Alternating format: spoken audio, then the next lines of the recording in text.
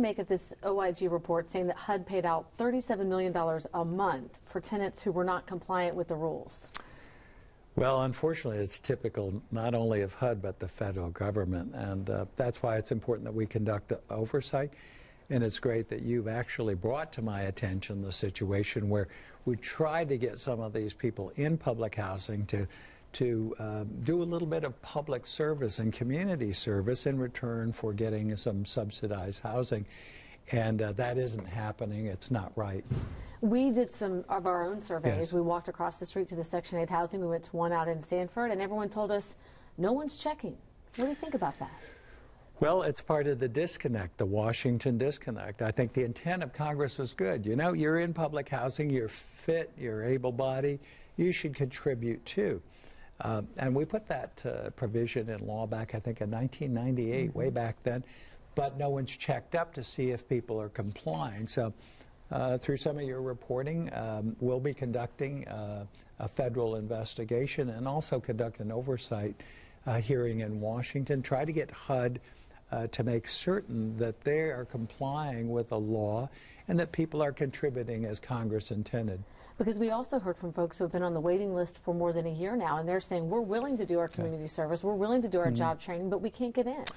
Well, unfortunately, there are people who are deadbeats in meeting their obligation, and unfortunately, there are HUD officials who are not checking up, who are not ensuring that the law is complied with. So, again, this investigation has brought that to light. Hopefully, not just in Central Florida, but across the state and the nation, we can now get HUD to do a better job in monitoring and ensuring that the intent of this program to do community service, if you're getting help from the federal government for housing, that it in fact takes place.